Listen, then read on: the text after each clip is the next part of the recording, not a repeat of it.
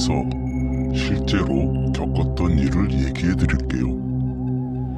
실화이기 때문에 지역명은 따로 말씀드리지 않겠습니다.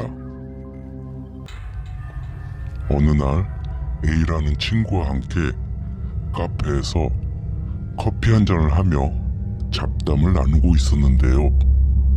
이런저런 얘기를 나누고 있던 중에 그 친구에게 전화가 왔습니다.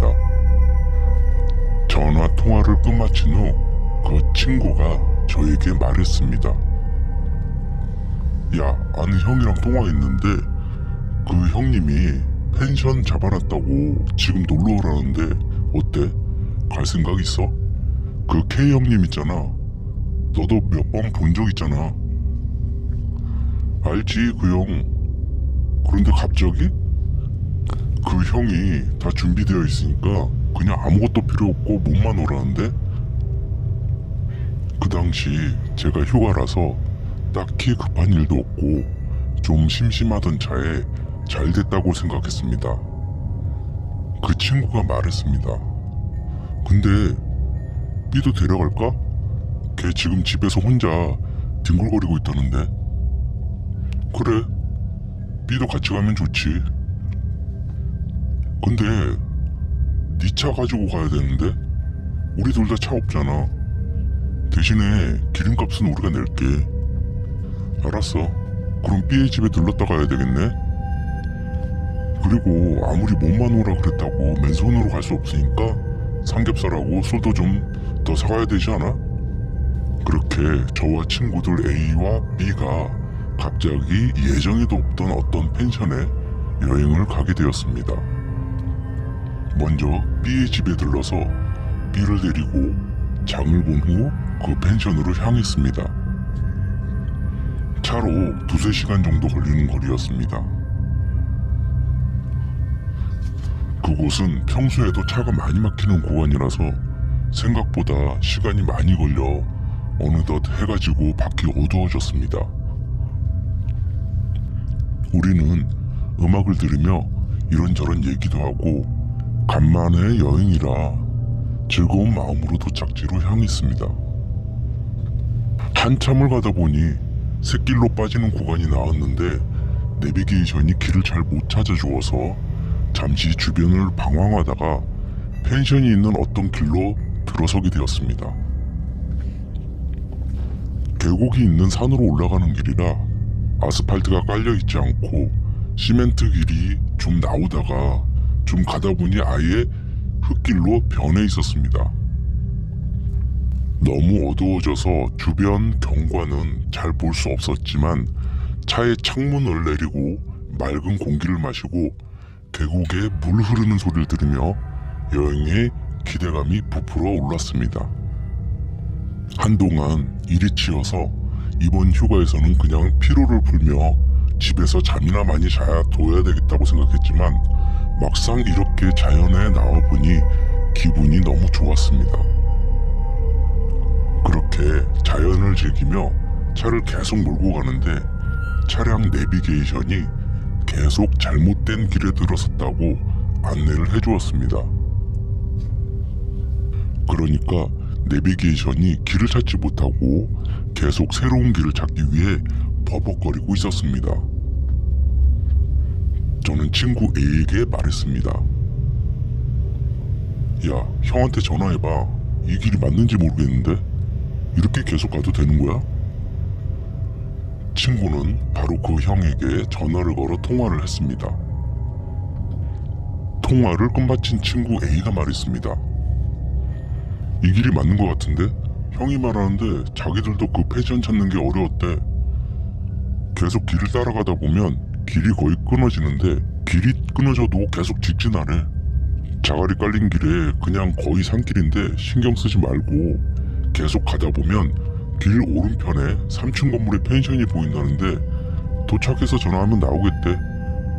우리는 그 형 말대로 그냥 계속 직진해서 나아갔습니다. 좀 가다 보니 길이 정말 험해지고 자갈길이 나오기 시작했습니다. 이러다 타이어가 펑크 날까봐 겁나기도 했지만 다행히도 자갈이 그렇게 날카롭지 않아서 무사히 계속 나아갈 수 있었습니다.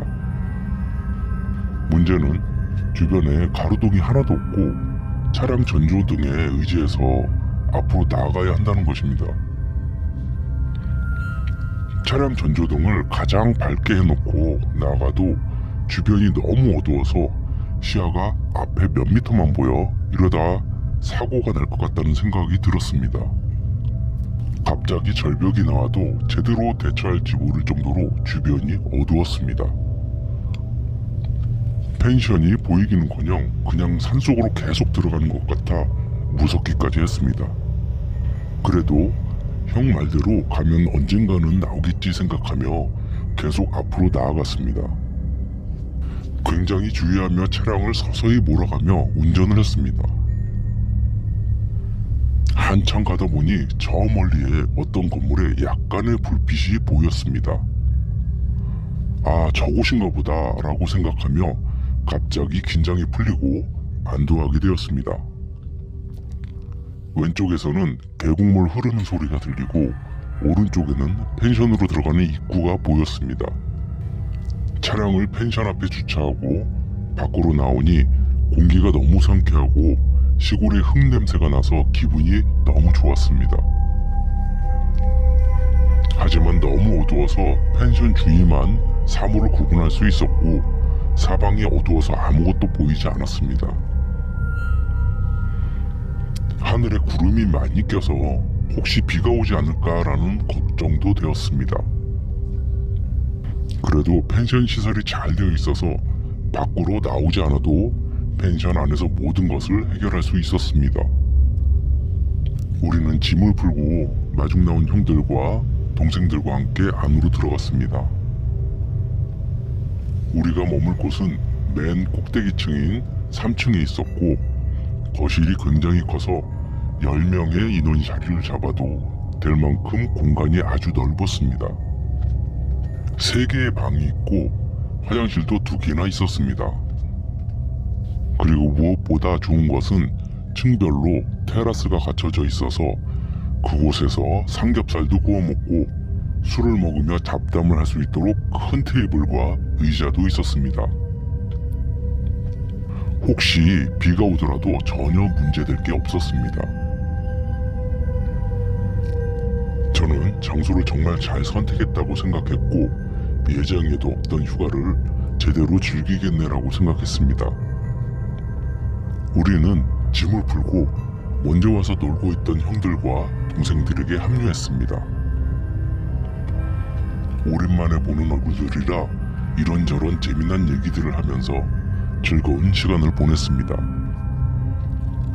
밤 늦게까지 술자리는 계속되었고 새벽이 되어 함께 술자리를 갔던 사람들이 한 명 한 명씩 술에 취해 먼저 자러 가야겠다고 말하며 자리를 비웠습니다. 늦게 도착한 우리 3명은 아직 취하지 않아서 이런저런 얘기를 하며 계속 술을 마셨습니다. 술이 약한 친구 B는 어느덧 취해서 꾸벅꾸벅 졸고 있었습니다. 시간이 좀 지나고 나니 친구 B는 자러 가야겠다고 말하며 자리를 떴습니다. 친구 A와 저는 조금 더 술을 마시며 시간을 좀 더 보냈습니다. 친구 B가 자러 간 후 약 30분 정도 지나고 난 후 우리는 잠자리에 들기 전에 자리를 어느 정도 정리해 놔야겠다고 생각했습니다. 대충 쓰레기와 설거지거리를 정리한 후 우리들은 테라스 난간에 기대어 담배를 피웠습니다.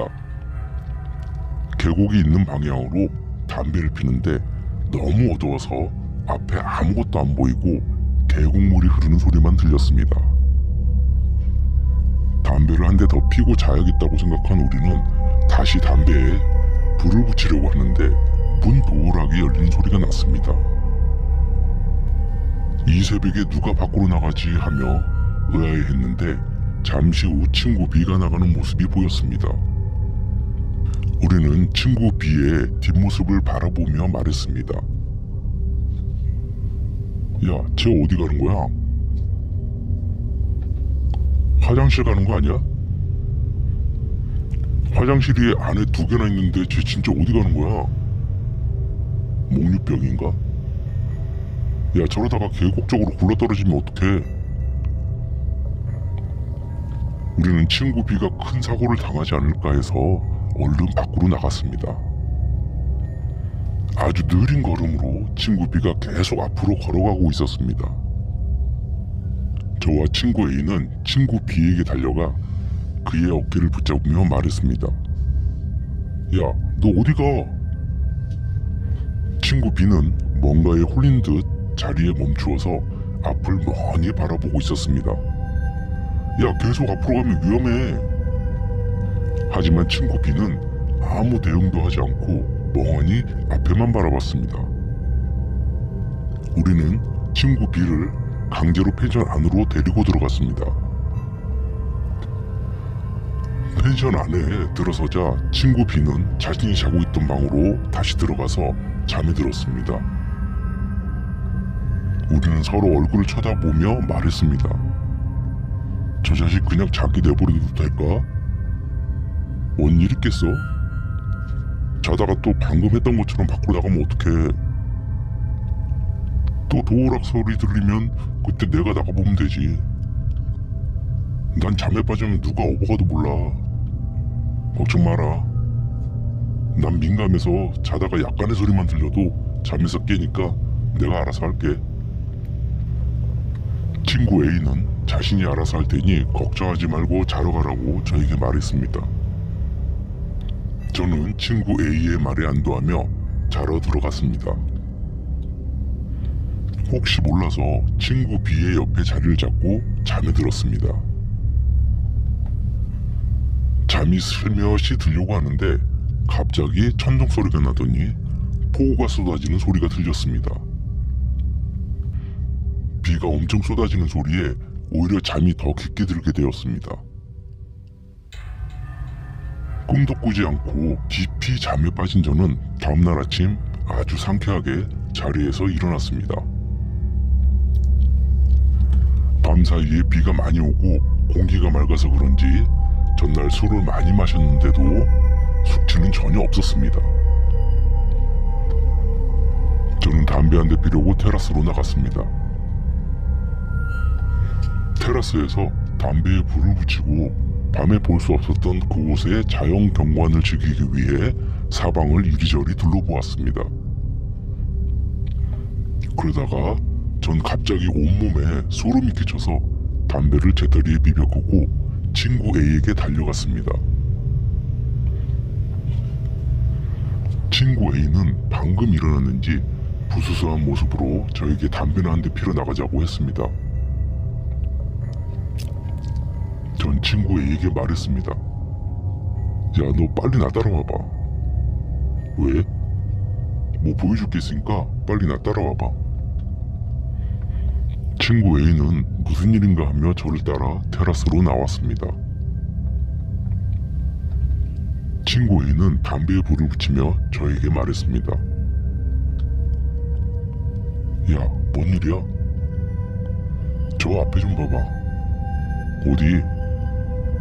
어제 새벽에 B가 천천히 걸어가던 방향 말이야. 친구 A는 제가 가리키는 방향을 쳐다본 후 얼굴 표정이 굳어지며 저를 쳐다봤습니다.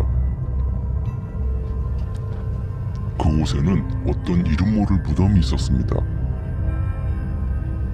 얼핏 보니 묘비도 없는 무덤 3개가 보였습니다.